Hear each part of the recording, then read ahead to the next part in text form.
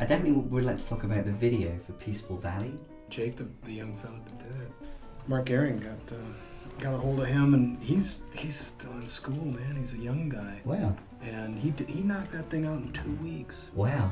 It was perfect and fantastic. And, yeah. But I didn't, video is not my interest at all, so I didn't really, my guidance in it was none. When you first saw this video then, what were some of the features that struck you as particularly fitting? Well, what struck my daughter was that without having ever met me, Jake had made a likeness of me that looked and acted exactly like me. Yeah. It walks around like posture. Me. The posture. Yeah. And she laid on the floor laughing because it was like, that's exactly what you're like. He's somehow captured an essence that, with a really goofy cartoon that is pretty much perfect, and so that struck me. I mean, he obviously paid a lot of attention to the song and got kind of the weirdness of that song. There's like a romp kind of feel to this song. This character is basking in their lifestyle choice. But then, especially in the video, and I think within the song as well, there is a strong sense of judgment, external judgment. So as much as the way in which the song sounds fits with the celebratory component, I'm choosing to live my life in this way, or this is me. At the same time, there is this sense of the character is unable, within the narrative, the character is unable to continue living that way because the council intervenes. So, did this song always sound as celebratory? I think so. Is celebratory the right word? It's a good word. Yeah. No, it did not. It started its life out as two things. One, a bottleneck rag that I was working on. Okay. That, it just sounded silly to me, so it never really went anywhere. And I'd play it at home all the time because it's fun to play. It is very fun song. And a ballad about someone who's buried alive within their own lifestyle. And these were two distinct songs? Yeah. How did they come together? The ballad just never worked. I mean, it was just slow and sludgy and self-indulgent. And then, I don't know why, but I married the two together and thought, well, and I guess it's maybe too irreverent, but I'm not trying to make light of serious mental illnesses. I happen to have one, but it just kind of, at points when I feel like this is me, this is how I happen to be. There's a lot of components of the world that I come in close contact with that say you should not accept that. You should not accept the way you are and try to do something to change it. You should help yourself. Sure. It would be the kind of advice. And to a certain extent, I agree. There's dangerous things about this that I don't want to participate in. But there are other things that have given some things to me that I value. I place a high value in trying to accept certain things and not necessarily revel in them, but just to accept that this is what I have and to find meaning in my life anyway. Is there a narrative component to the record as a whole? Beginning with the desire to impart the manuscript, the metaphorical manuscript, and then ending with Peaceful Valley? Yeah, well, I'm sure that there is. It's just that just because the entire record comes as a piece from my head, and its thread all has been created over the last year to 18 months, and so it makes sense that it is a piece of one big thing. You've said previously that once the songs existed as they do on the record, that they didn't mean what they had previously meant, that they'd morphed. And specifically you said that although the lyrical content is dealing with depression and is dark, the music, you've said, isn't resigned. The music has momentum. Well, the lyrics get written down. Yeah. You know, that's the problem with lyrics, is I don't have a good memory anymore. It used to be I could make up lyrics and then kind of remember the general thrust of them, and night after night I could sing passable versions of songs based on lyrics from my memory, which doesn't happen much anymore. Once lyrics get written down, you know, that puts the kibosh on their forward momentum. Music, on the other hand, I have no idea what I'm doing in music, and it changes every time I sit down with a guitar. And it depends on every little thing, the atmosphere of the room, the people who are in the room provide an energy that I didn't have when I was alone in my kitchen. I might be playing a different guitar, it might be in a different tuning. The thumb pick might be pinching me in a certain way that I don't enjoy, or it might be fitting really well and I like that, you know. The amount of influences that happen to you while you're playing the music all go into changing the music. At the recording sessions, I surrounded myself with people who I love dearly, and they changed the music. You know, they can't change the lyrics because they're all written down on paper now. You know, they're just what they are. Yeah. And in a way, they're kind of coming along in second place to the sincerity of the music, which is happening in a real spontaneous way. You know, because I can't tell Liz what to play on her bass. I don't know how to play the bass. You know, I don't even know what Jeff is doing with that guitar, because that's a feature of his own particular genius. And the same with Dave and Mikkel, you know. So I can't tell them what to do. I can only tell them kind of what I like, and they know me really well because they've been around me, so they know what I do, and they come and do it. That obviously shapes the songs and gives them a ton of momentum, and it breathes a lot of life into them that the lyrics have attempted to kill. And you know, going past that, you know, so that's done. You know, you've made a record of what happened on that day with those people in that atmosphere, and then you've gone on to do it differently the very next night because you're alone again. Yeah. And the audience is this way, and your thumb pick fits this way. Absolutely. And so the music changes again because it's organic and it's alive, and it never gets written and it never is done. It's always messy and unclean, you know, and it changes from night to night. You know, I'm a lucky person in that I get to paint my picture every night. New. Speaking on behalf of Europeans, we're lucky too, because you'll be heading to Europe beginning on February the 3rd. Yes. One of the shows there is going to be with Richard Dawson. Yeah, a favourite, or your actual one of your favourites? I love Richard Dawson and his music so much. I'll be traveling up to York, where we'll be doing that show. I've done one other show with Richard in York, where I had to follow him. It's a play after Richard Dawson. Challenging.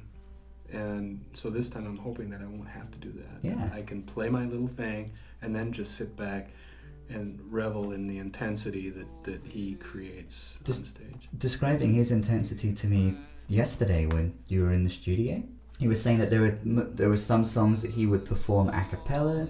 There were some songs where he would be stalking up and down the stage. We've basically been talking in this conversation about the difference between songwriting, creating a version of a song in a studio with others, and then performing. With Richard Dawson, it seems like this third component, the performance, is a totally different beast. Yeah, to this. Yeah. I think whether he knows it or not, I think he's a master of performing and recreating an atmosphere that is different on stage than it is on the record. Related to the atmosphere on the record, but different. Right. Yeah. And I think he's really, really got a particular genius for that. I've been told a lot that I need to work on performance because I tend inwards on stage. You know, I'm not a performer. You know, I don't, you know, the amount of stage that I have doesn't matter because I'm not going to use it anyway. I'm going to suck into this one little piece and not perform. Whereas performers like Richard, you know, seem to make the stage smaller, whereas I seem to make it bigger. And I'm very much in awe of people who can do that, and in awe of him in particular because of how powerful the music he creates is and how sincere he is, in the creation of the music that he makes. It struck me as interesting, again in conversation with me yesterday in the studio, you referred specifically to Black Dog, to the song. Oh, that song's amazing. Yeah, and it struck me, again, the dog Sure. is, and of course the black dog, Winston Churchill's black dog is depression, again as well. So it's just, Absolutely. it's interesting. What is it about that Richard Dawson song? Is it coincidental that it's a song about a dog and that it's a song about depression?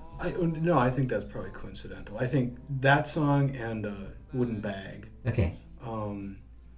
he creates an atmosphere that, like a lot of the old songs, goes above and beyond what the song Is about. is about, Yeah. or even is. I mean, he's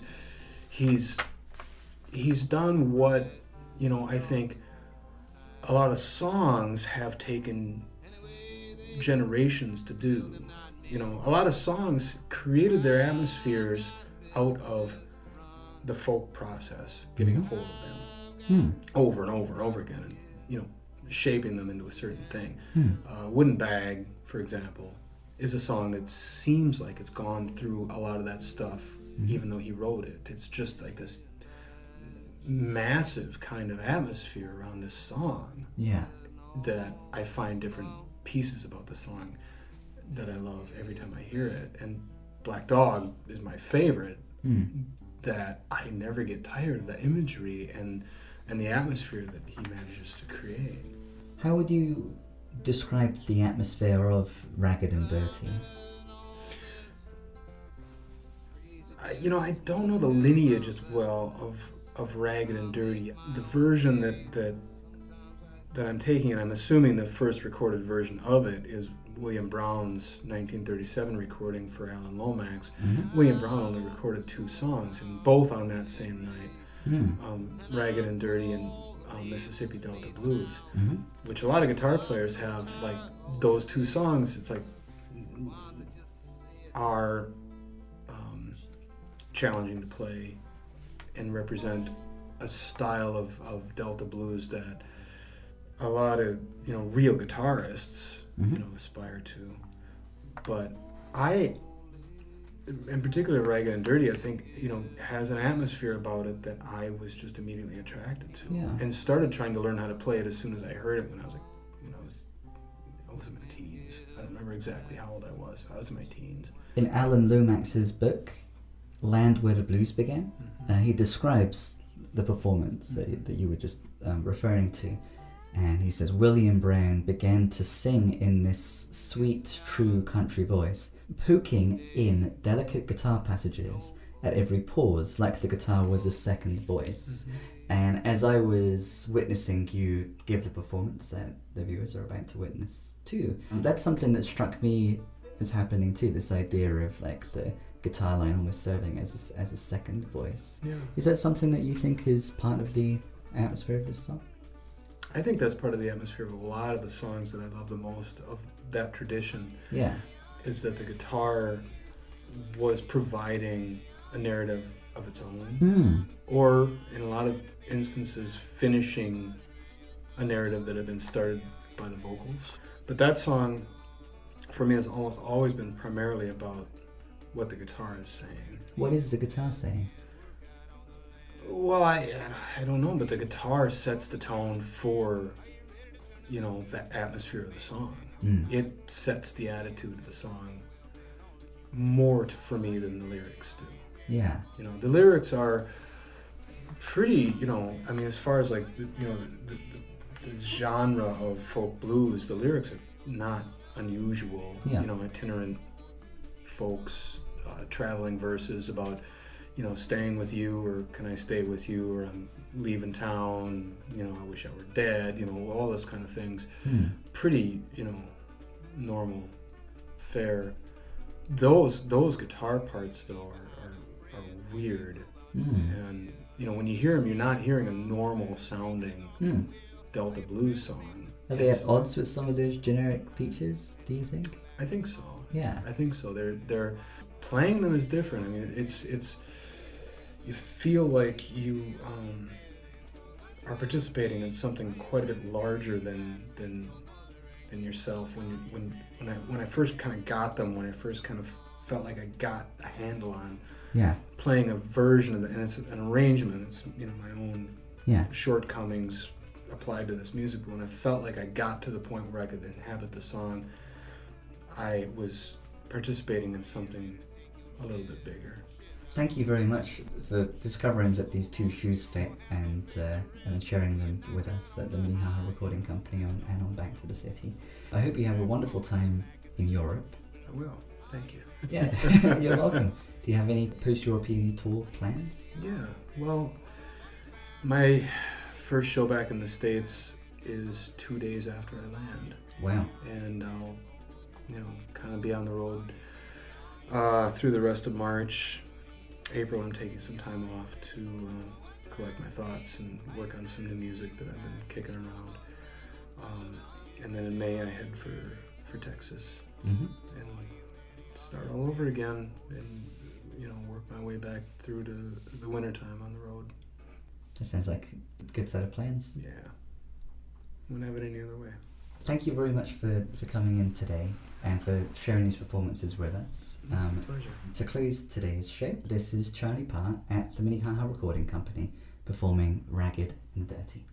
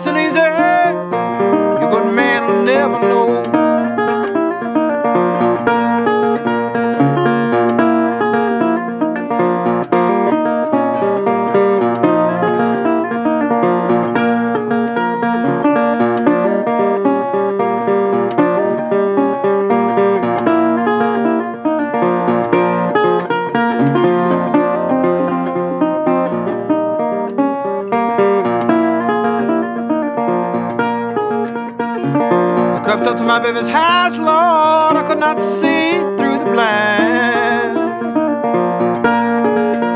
I crept up to my baby's house, Lord, Lord, I could not see through the blind. I heard the bed spring screech, and I thought I heard my baby cry. I said, you can't mistreat me, Mom, just because I'm young and wild. Mama, 'cause I'm young and wild. You must always remember, well, baby, you once was a child.